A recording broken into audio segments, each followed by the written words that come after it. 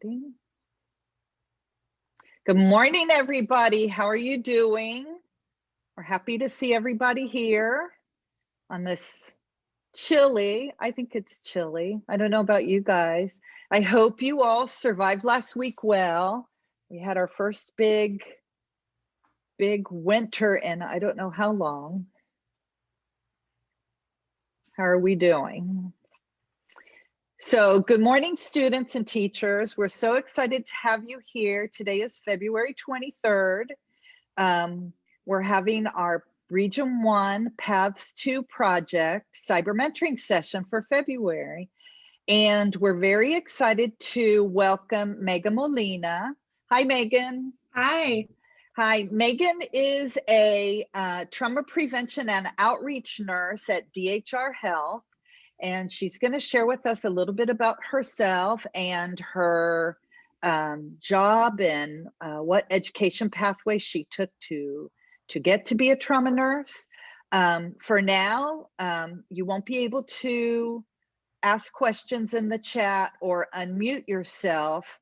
We want everyone to be paying attention and thinking about what you might want to ask. I do want to remind you that this session is being recorded and it will be available later on today on YouTube. So if you have a friend or other students who might want to hear it but couldn't be here with us live, we'll be very excited for them to be here later on. I want to welcome Megan, and Megan, I'll turn the session over to you. Okay, thank you. So excited to be with you all today. I am at DHR Health. That's where I'm coming to you all. And so, like you said, my name is Megan Molina. I am a registered nurse. I have been a nurse for 6 years now. I feel like I just graduated, but it's already been 6 years. I say I'm from the Valley because it's the longest I've ever lived in one place. Lived here for almost 9 years. Moved around a lot as a kid. And so really enjoy living in the Valley now. So the first 3 years as a nurse, I worked here at DHR as an ER nurse, got a foundation, discovered that I loved taking care of trauma patients. At the time, the Valley did not have a trauma center. We had a couple of level 3 traumas, the highest level being a level 1. We didn't have a level 1 in the Valley. And so at that time, I decided to apply for a program in San Antonio. And so I ended up moving to San Antonio and working at a level 1 trauma center, which is where I became a trauma nurse. And I took care of specifically trauma patients, okay? And a trauma being any person that undergoes some kind of trauma to their body. So we can think of car accidents, people who are shot, gunshot wounds, stabbings. A trauma is a fall. Any kind of fall from standing or even off of maybe the monkey bars or from the slide.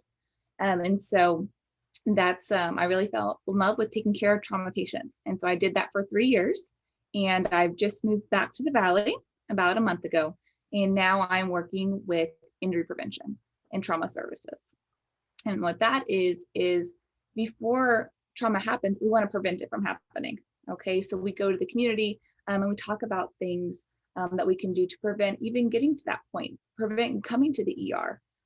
For adults, that might be being careful of not falling. For older adults, they get dizzy talking about things they can do to prevent falling. Maybe for you all who are in school, that's ATV safety, riding 4-wheelers. You know, are you wearing your helmet? Only riding during the day, not riding on public roads. And so that's where my focus is now. As far as education, to get to this point, I graduated high school here in the Valley, and I started taking what are called the prereqs to get into nursing. So that took about a year and a half to 2 years. Courses that I had to take in order to even apply for the nursing program.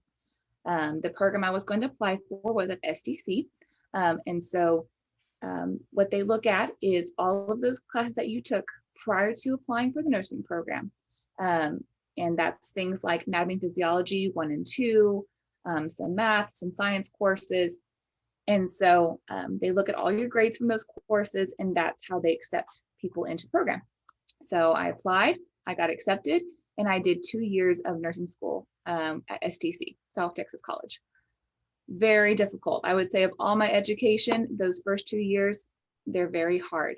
That was my full-time job, was basically just focusing on going to school and learning the skills that I now use in my job. So after those 2 years, I graduated. I was a registered nurse, had an associate's degree, and then I started working here at DHR as an ER nurse. And I decided that I wanted to continue my education. And so I decided to apply for a bachelor's program. I did that at UT Arlington. And so at the time it was completely online, and I just took one class at a time. I was working full time, and I had to pay for all those courses myself. And so I just took one class at a time, worked full time, would work on the class after work on my papers. And that program took me about 2 years to finish that, which was my bachelor's. And so I'm very thankful I did that, because when I went to San Antonio, they did require a bachelor's. Many of the hospitals here, we accept both, and hospitals there as well, but they are moving towards preferring a bachelor's. That's not to say it's not, I mean, the associates with a great foundation, it's a great place to start. But something to think about in the future is you may want to get your bachelor's, because they are moving in that direction. So that's kind of where I started and where I'm going now. There is further education if people are interested in doing a master's degree, but for now, that's where I'm stopping and focusing more on my position right now, which is the injury prevention side of it. I think it's very interesting that you took one class at a time, because I will tell you, it took me more than 15 years to get my bachelor's, because I take a class here, 2 classes there, never more than 2 classes, because, I had a family and that's what I did. Same thing with my master's. I took 1 or 2 classes at a time. So how did you stay motivated to keep going?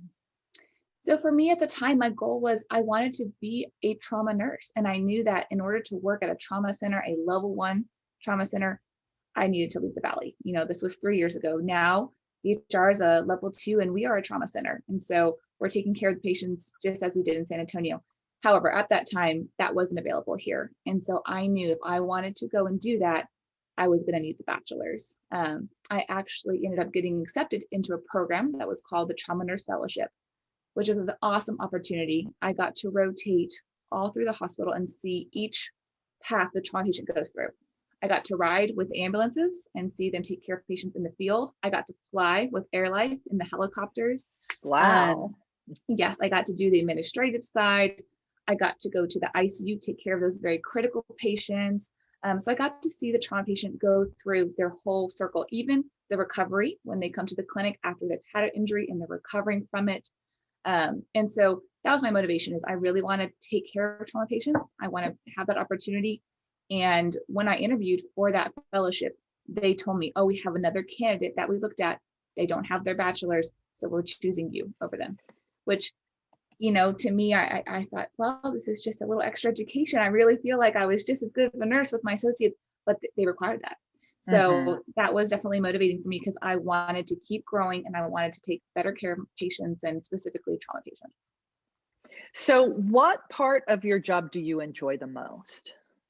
I think, I'm new to this role, which is injury prevention. And the thing I like the most is going to the community, meeting people, talking to them. As far as when I was at the bedside meeting in the ER, I just loved the teamwork. When you work in the ER, taking care of trauma patients, you're not by yourself. You're working with doctors, you're working with techs, CNAs, you're working with respiratory therapists, phlebotomists, and everybody has to work together and to take care of that patient. I loved teamwork. It's also adrenaline rush. If you're working in the ER, people just keep coming in. It does not stop.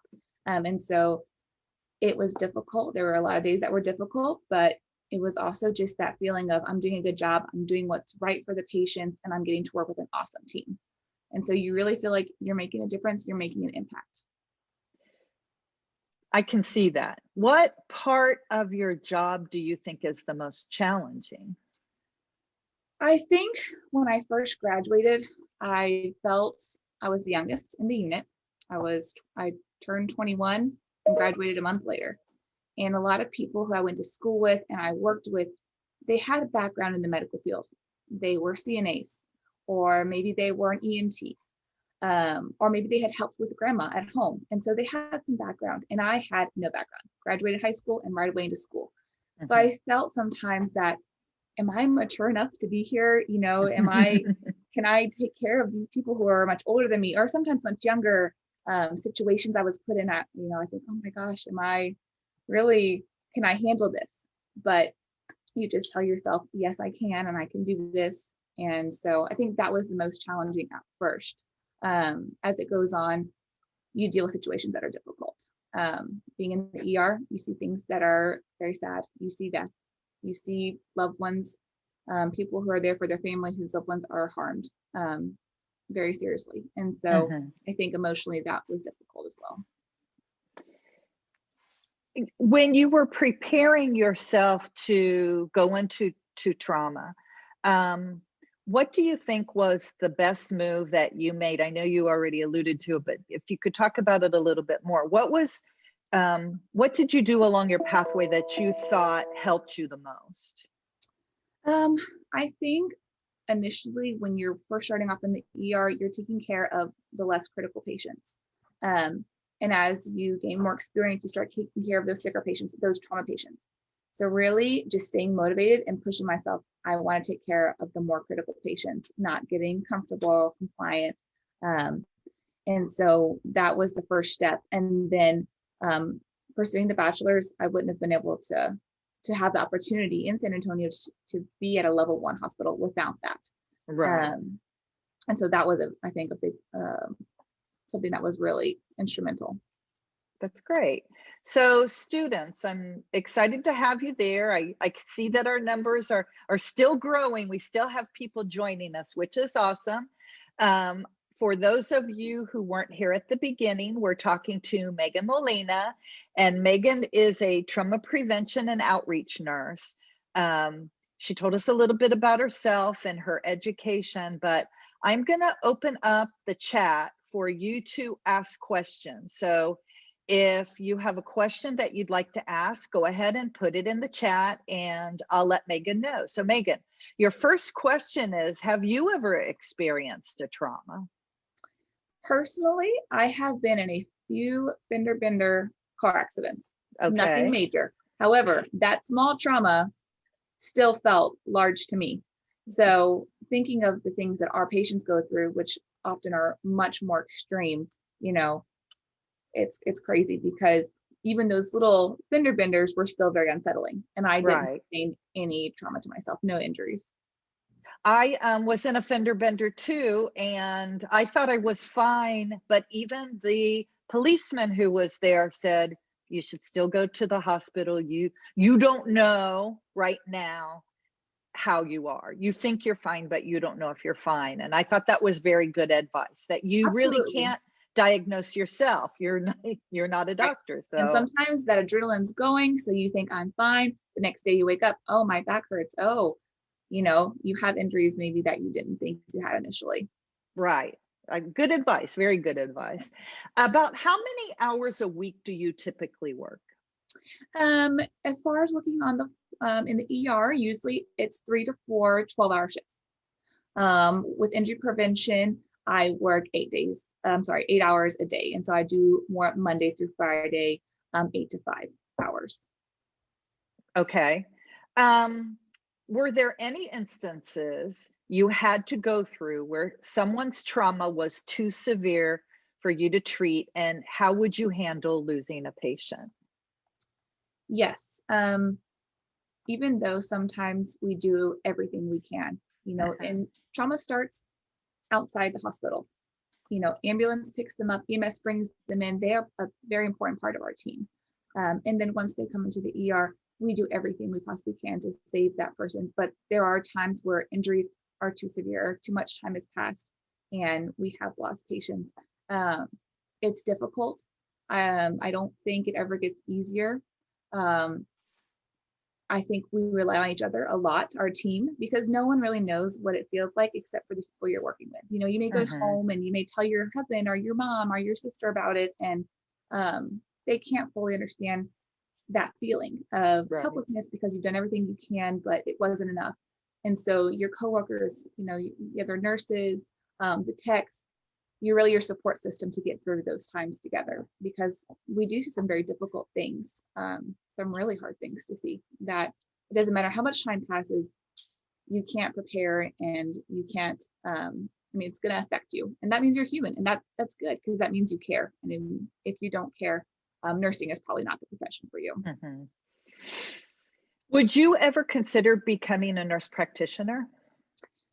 I would not personally, because I love the role I'm in.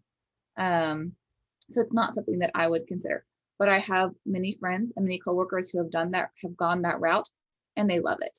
The schooling was difficult. I remember them working and taking their classes and trying to, balance being at work and going home and studying, and the clinicals they had to go through for that. But in the end, once they had graduated, taken their boards, because you do have to take a certification exam afterwards, they loved it. They love being in that role. But personally, it's not something that I would choose myself. Oh, I think you're muted. Can't hear you. I'm sorry. Go. No worries. I know you mentioned this before, but what's the hardest thing about being a nurse? The hardest thing about being a nurse, it's hard to pick. It is a hard question. It's hard to pick one thing. And I think when you become a nurse, there's different times throughout your nursing career that certain things are more difficult. Initially, as a new nurse, figuring out how to balance all the tasks. You're in the ER and you have 4 patients, and they all need something. This one just came in, they need an IV, I need to draw labs. This one has a medication due. And so learning that balance when I first started and getting into the role at that time, that was the hardest thing. Later on, it's learning how to balance work and taking care of yourself, and making sure that you're eating and drinking, because sometimes it's so busy in your 12 hours, you get to the end of your shift and you haven't eaten anything, Mm-hmm. And so I think different times, there's things that are, difficult at different times throughout nursing. Well, I understand that. I have students who have continuously joined us, so they weren't here at the beginning. I know you've addressed it, but maybe you can address it again. It's a good question. Were you hesitant to work in the ER? And if you were, what was your original occupation you were aiming for? Oh, that's a great question. So actually going into nursing school, I thought I wanted to be a labor and delivery nurse. I don't know why I wanted to do that. I wanted to be a nurse since I was a little girl. I loved being around people. I loved taking care of people.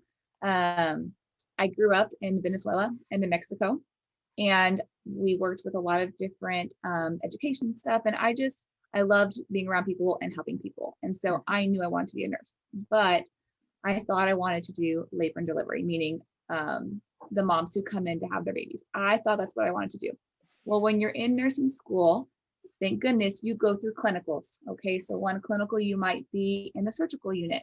One unit, you might be in the OR, or you might do ER. Well, this rotation, labor and delivery, I did. It was in the afternoon. I did see a few deliveries. Right away thought, this is probably not my thing.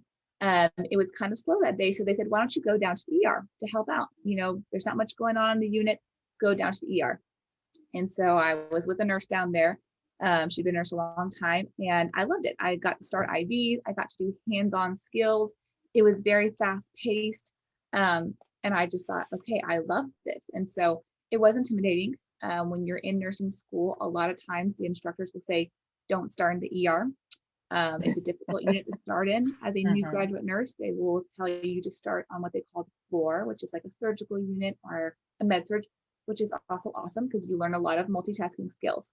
But I thought if I start there, I might get scared and never go. And so I thought, at least right now I have the excuse of saying, I'm a new grad. I don't know anything. They don't expect me to know anything. And so I'm really glad I started in the ER, because I might have been scared to start later on. And so don't be scared. You can do it. Overcoming those challenges is all part of the learning process, and absolutely finding out what is a good fit for you and what is not a good fit for you. That's what I would always tell my students is, It's just as important to find out what you like as it is to find out what you don't like, because those are the things that help you make good decisions. Okay, we have another question. Did you ever panic when you were on your job? That's a good question. Panic when I was on my job. I think when I first started, there were situations that I thought, oh my gosh, you know, in the ER, we take care of patients. Sometimes we come in and we say that they are coding, which means they don't have a heartbeat. We are doing chest compressions. We're helping them breathe. Those are usually very high stress situations. And so when I first became a nurse, I remember walking into that room and everybody had a role. You're going to give medications. You're going to be documenting. You're going to be, you know, doing the chest compressions. And I remember just being overwhelmed. I don't know, say panic, but definitely overwhelmed. But you're never alone. You know, we are a team. And so initially, I think it was just overwhelming and like, oh my goodness, am I going to do the right thing? You know, do I know what I'm doing? But again, you're not in isolation. You are with a team who's going to help you. And so initially, definitely there were some feelings there. But later on, you learn, and just like any job, you get. Do you ever feel, this isn't there, but do you ever feel like you're on automatic, like you've got it? Because I know teaching, you know, I've been doing this almost 30 years. I still think, and I taught math, I still think I can get in front of a class and teach because it just becomes so automatic. Do you feel like you're ever like, I've got this, I've got this, I've got this? With some things, yes. You know, we tend to give same medications for certain things, especially with trauma. It's very like an algorithm, okay? Certain labs, we're going to give fluids. Everybody comes in, we do the assessment. They go to get their CT scan, they come back. Some of that's automatic. But at the same time, you also don't want to get comfortable because with trauma or even in the ER, you have to always be aware. You get too comfortable, you're going to miss things. And so there's definitely that line of, I've got this and this is kind of my routine, but also looking for those things that you might catch that maybe the doc didn't see. Oh, they didn't see the injury there. They didn't turn them. They didn't look. Oh, that blood, there's more blood on the bed. Where is that coming from? And so, you know, it's also important to not get too comfortable. That's good. Yes. This is a great question from one of the students. What are some skills you should possess to be successful? What are some skills? Yes. So as far as going into school, doing the nursing program at SGC, I would say the biggest things are reading. You do a lot of reading and taking good notes. Every day I would go into class, I would record the professor with their permission. I would get out, I would review the slides they went over, I would play back the recording, and I would write down everything that they said. Then I would go to the chapter, I would read, and I would look for important things. And so I think taking good notes, knowing how to really read a text and look for those things that might be on the test is helpful as far as the schooling part of it. And also in clinicals, when you're in nursing school, you know, they're going to teach you that hands-on, the hands-on portion of it. And once you become a nurse, that's going to just continue as you're in orientation. Right. I have a few questions that kind of go together. So let me read them. And then it's, how do you remain calm during a difficult or overwhelming situation? And can you describe a difficult emergency case and how you handled it? And how was your first day at work being a trauma nurse, and how did you know what to do? Like, I think it's just that, like, how do you handle when everything we would assume is so crazy? How do you handle that and stay calm? So I guess hand in hand, one of the most difficult situations I had when I was in San Antonio is I had a patient that came in who she was with her family, and she had some of her nephews with her, and she was going around a curve, lost control, and crashed. The kids were not in car seats, were not wearing their seatbelts, and one of the children was thrown from the vehicle and killed. And she didn't realize that. She was my main patient, and her two other children were also in critical condition. She was also very sick, had many injuries. I was with the doctor when we told her that her nephew did not make it, and the guilt that she had, you know, from that. I think at that time, you just want to be there for her. It's difficult because you feel the heaviness of that. I mean, this whole family's life has changed in this moment. It's not going to just affect her and her kids. It's her parents that are coming in, and her brothers and sisters. And I think also the way that we handle it is we just focus on the task in front of us. What can I do to take care of her? Is she in pain? What are her injuries? At the same time, you want to be able to relate to her and listen to what she's going through. And so I think the way we get through it is focusing on the small tasks and taking care of the patient in front of us. And later on, we debrief. When there's situations like that are very difficult emotionally, after shift, a lot of times the team will get together. We talk about this because, we're people and we have emotions, and that affects us as well. But in that moment, we focus on the patient. What do we need to do to help them get better or move on if they're going to go to the ICU and so on. What was the other question? Just how, like your first day there, how did you know what to do? Like, how did you know?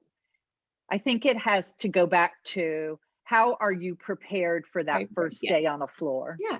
So again, when you're first starting, they know you've gone through nursing school, you've had clinicals, right? I started an IV before I became, a nurse in the hospital. So you're prepared. You're schooling not just, the classroom part, but the clinicals. They're training you those hands-on skills. The first day, you're going to be with a specific nurse. You're not going to be on your own. You have someone who's orienting you, and so it's not like, here's your patients, take care of them by yourself. They will teach you step by step what you need to do, how to assess your patient, how to document those patients, how to take care of them. And so you're not going to be on your own. There is training, not just before you actually become a nurse in nursing school, but even when you become a nurse in a hospital, you are with somebody who is helping you, and you're not going to be on your own until they see you. You're ready. Well, we have over 100 students with us right now. And I think that's the part that they don't understand. And it would be great to hear it from you. When you were in school, what was it that you did to prepare yourself to be on the floor? I don't think they understand, like you mentioned, clinicals. That, for a student in high school, classes, 8 to 5, Monday through Friday. English, but how is it different when you're in nursing school? So when you're in nursing school, you have a class.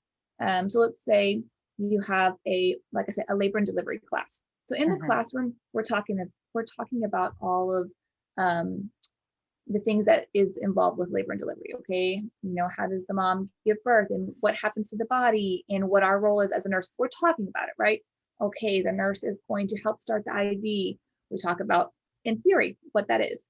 We talk about the medications that they would need to receive. What are those medications to do? What are the reactions we need to look for? Well, then, as I'm taking that class, another day they have dedicated just going to a hospital. You'll be assigned a hospital, and you're going to go to that labor and delivery unit.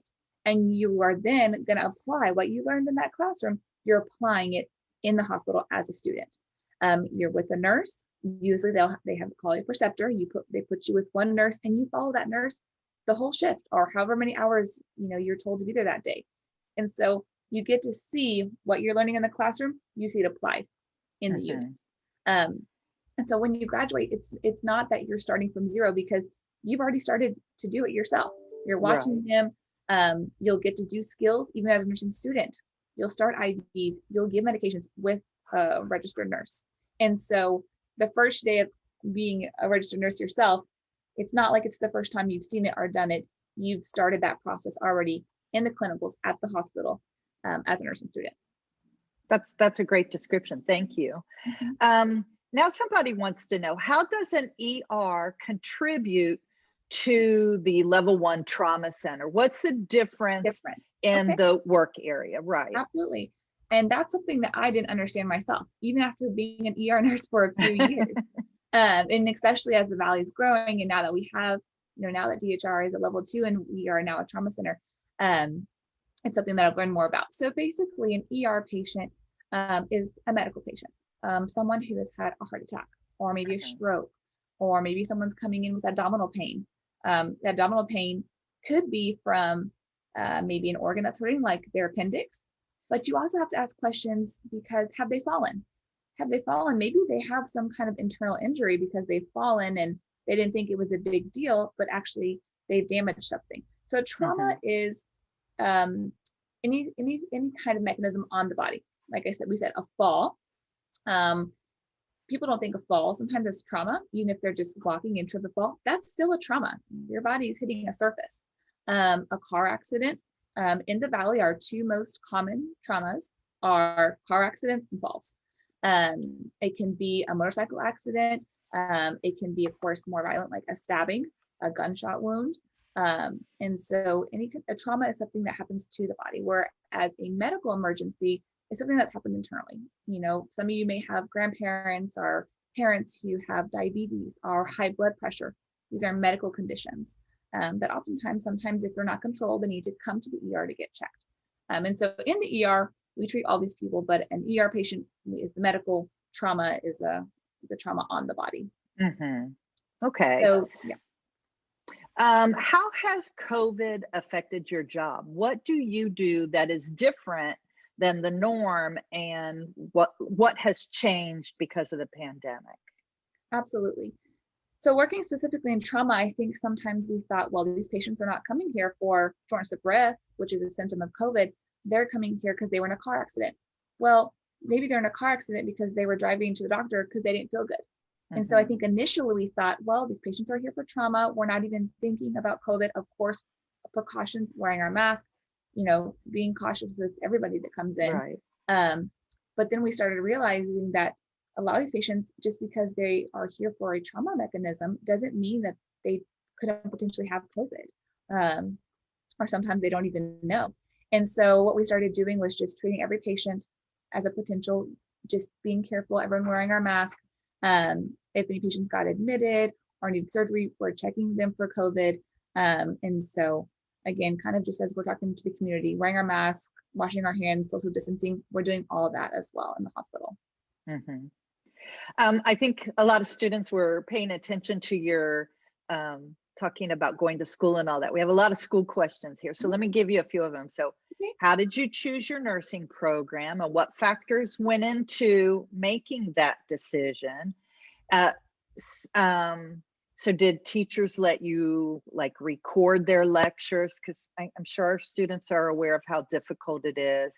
And then how did you handle the day-to-day? Like, did you get to sleep at night, or were your classes only during the day? That type of thing. Yes. Okay. So I chose SUC. I chose it because I had heard they had a higher NCLEX pass rate. So NCLEX is the test that you take after you finish all your nursing school that gives you your license. Okay. When you graduate nursing school, you're a graduate nurse, but until you take that exam, which is a national exam, then you become a registered nurse. So as I was taking my prereqs, my class that I had to take before I applied to any program, a lot of people in those classes were also, you know, applying for nursing school. And so as I basically looked at the time, now it's UTRGV versus SCC. I personally chose SCC because they had, at the time, I don't know now, this is 6 years ago, they had a higher NCLEX pass rate. I also liked the idea that it was 2 years and I could start working. But I believe that UTRGV, it's I think 3 years, or it's a little bit longer. And so I wanted to be able to start. I wanted to get hands-on experience. And so I liked that it was 2 years, the actual nursing program itself, and I could start working. And I knew I can get the bachelor's afterwards, little by little. And so that's why I chose that school. As far as what my daily looked like, big believer in sleep. I had classmates who would pull all-nighters studying. I personally, the nursing exams, a lot of it is critical thinking. A lot of the exams are, it's not just black and white, you know, do you get this or this? It's usually a scenario, and you have to think about what the correct answer is. And so I really thought, I'm not going to stay up all night, because then I won't be fresh and I won't be able to critically think about these questions.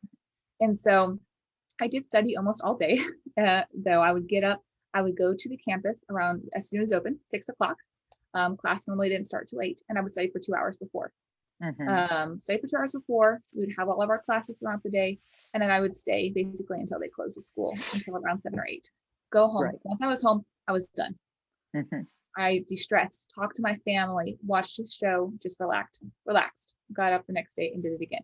But I never pulled an all-nighter, not once, because I think if you're staying up all night, you can't think about those critical questions, the critical thinking questions. So I think sleeping is very important.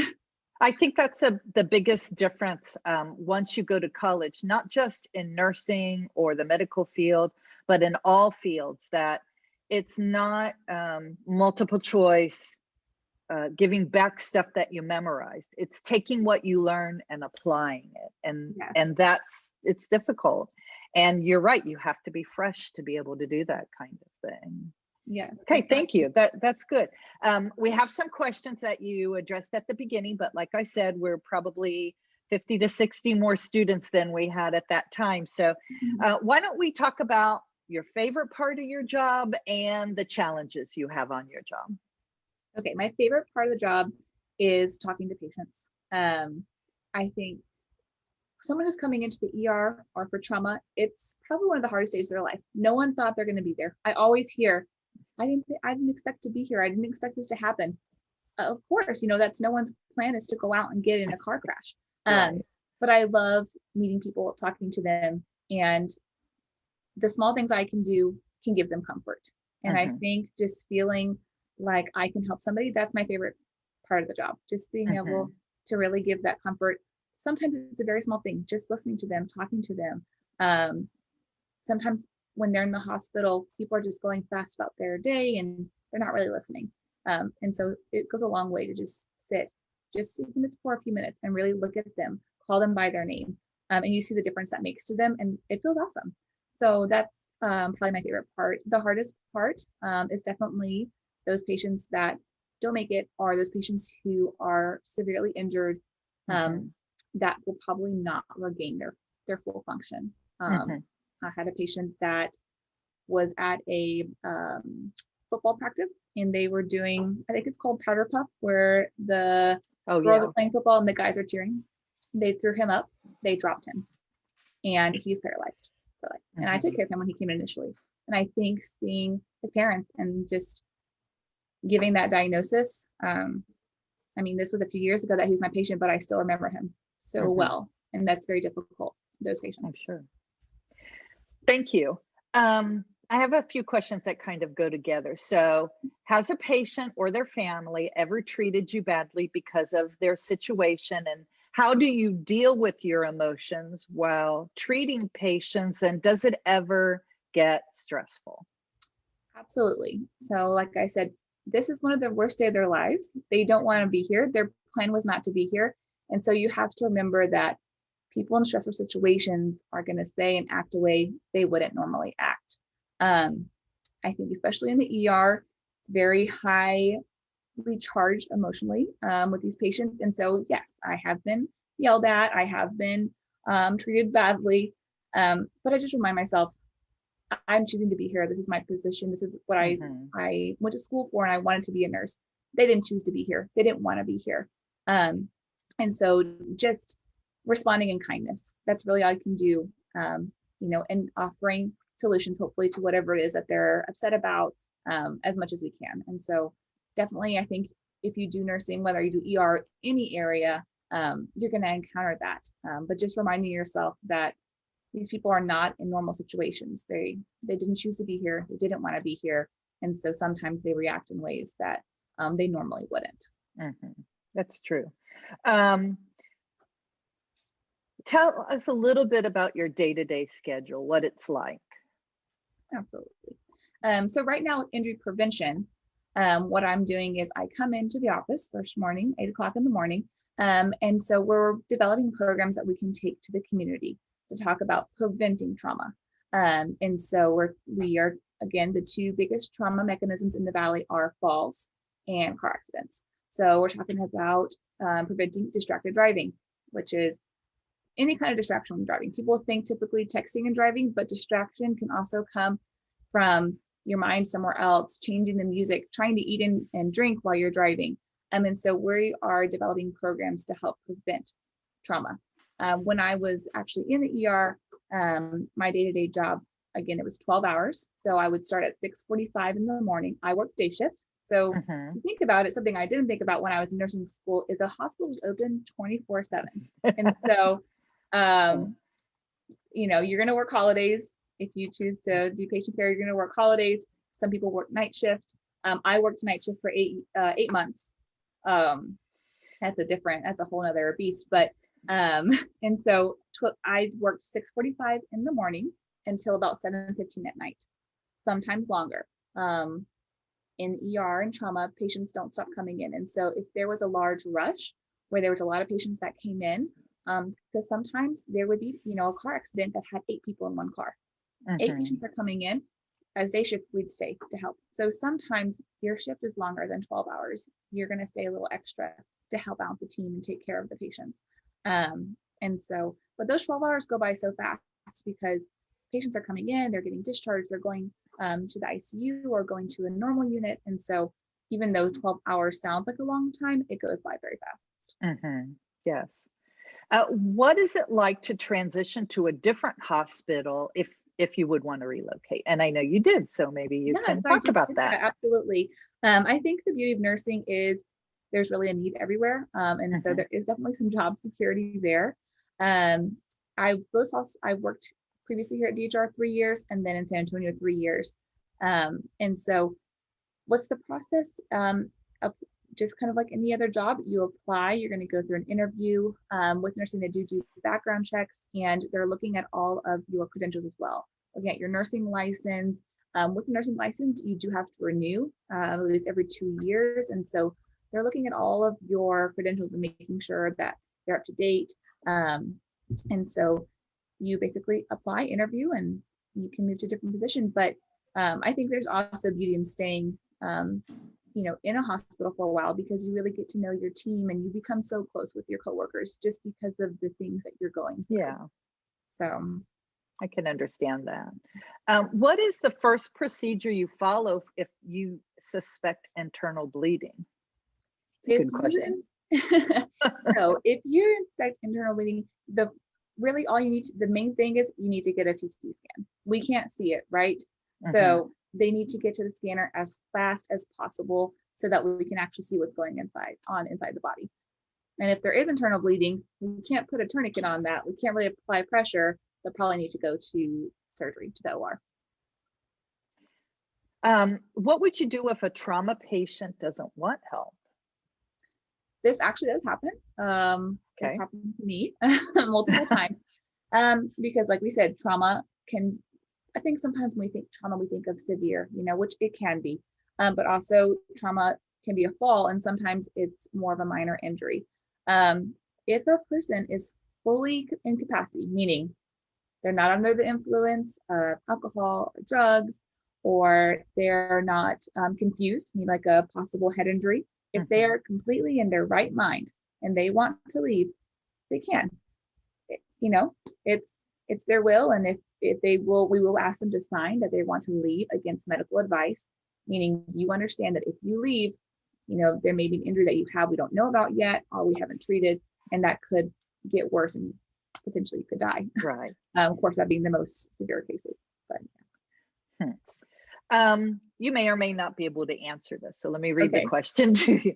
Do you believe that medical shows correctly depict how your job is like, or do you believe that they over-exaggerate what your job is actually like? I think there are parts of shows that correctly depict what's happening. I think not always the roles. With Grey's Anatomy, for example, you'll see sometimes the residents, like 3 residents walking a patient in the hallway. That would never happen. It would be a nurse or physical therapy or occupational therapy. 3 resident doctors would not be walking 1 patient in the hallway. Right. So some of that is not, but some of the procedures, yes. Actually, the hospital I just came from, which in San Antonio, one of our residents, after he finished his schooling, he was hired by Grey's Anatomy, and he is actually writing for them. And so they are hiring medical professionals to write some of their storylines. But of course, there is some dramatization that is not. Exactly.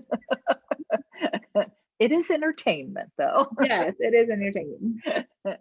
So this is a great question. How do you try to create a great patient experience?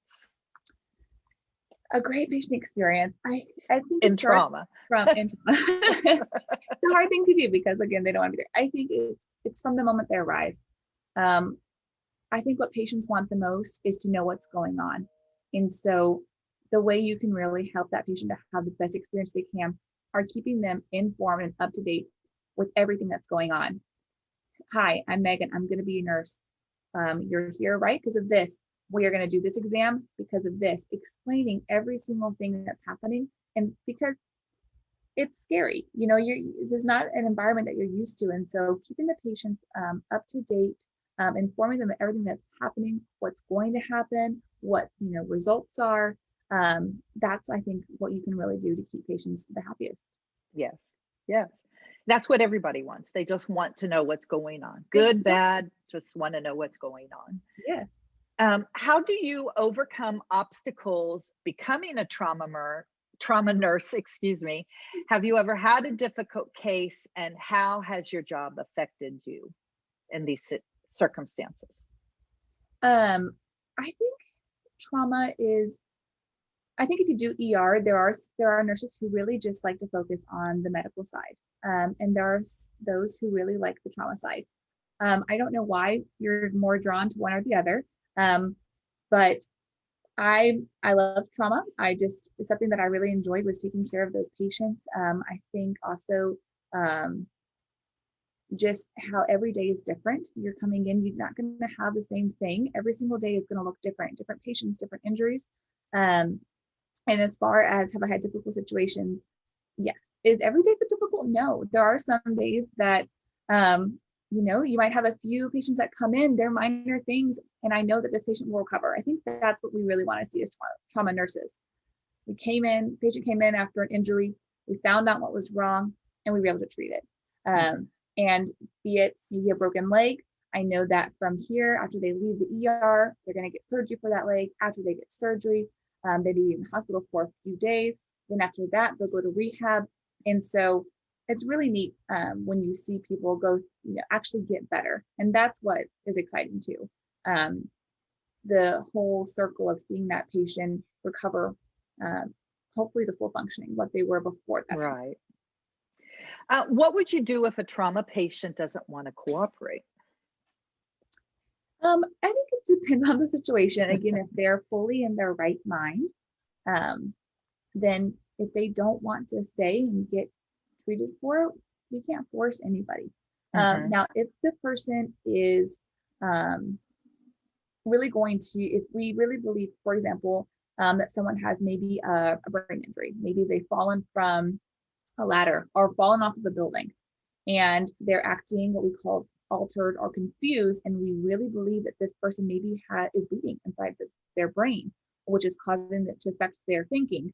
There are medications that we can give to maybe calm the patient down a little bit, hopefully get that CT scan. But if a patient is fully in their right mind and do not want procedures or exams, we can't force somebody.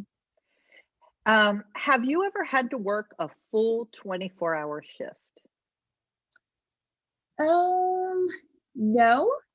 I do recall several years ago there was a hurricane and they wanted us to stay in the hospital, which I think we did stay overnight, thinking that we might not be able to get back the next day. But I did not do patient care during those 12 hours. We just slept in some stretchers that were in the back of the ER. But I have not worked a full 24-hour shift. No.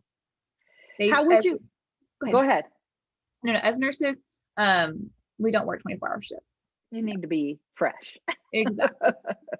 What is a typical shift for anybody who didn't hear it earlier? What's a typical shift and days off? And I know right. Students have heard rotation, and what is a rotation? So as far as the ER, it's usually 12 hours. I think it's pretty much standard amongst all the hospitals. Usually you come in, if you're day shift, 6:45 a.m. If you're night shift, 6:45 p.m. And you work until about 7:15. And so usually it's 3 to 4 days a week.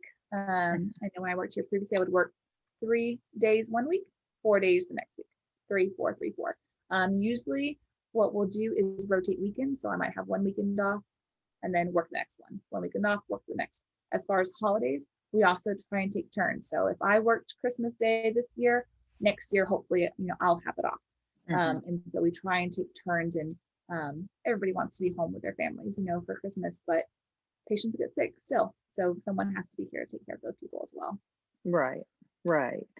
How do you handle a situation where something goes wrong with the treatment of the patient? I think as nurses, the most important thing is to speak up. So if you feel that,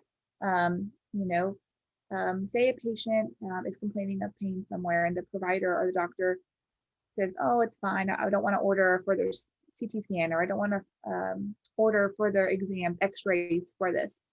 As nurses, our job is to advocate for that patient. And so speak up, elevate it to another doctor, or go back and say, hey, this patient's still complaining of pain. We need to do something about this. And so I think the most important thing, so that treatment plans do go correctly, is speak up, advocate for your patient, be your patient's voice. They don't have a voice sometimes. You have to be the voice for them. You have to speak up for them. How many patients do you think you typically see in a day? In the ER, the patient load, which means your assignment, is 4 patients per nurse. And how many you can see in the whole 12-hour shifts, it can vary a lot. You may have a patient that is going to be admitted to the hospital, but you're waiting for a room to be assigned, an inpatient bed. And so you might have that patient for quite a few hours. And so you wouldn't rotate. But if you have patients that maybe are there for minor things, maybe they stubbed their toe, but it's not broken, they just needed to get an x-ray, they might be gone within an hour. And so you'll have the patient in that bed pretty much right away, usually. And so it really varies. You could see 6-7 patients a day. You could see 18. When I worked in trauma, I remember one of our busiest days is New Year's, because everybody is setting off fireworks. And so we had a lot of firework injuries. That 12-hour shift, there was 4 nurses in our unit. We started off with 0 patients and we saw 28 patients. And oh my gosh, just in trauma. So it can change a lot. If you have a patient who is a family member or a friend, how would you treat them differently?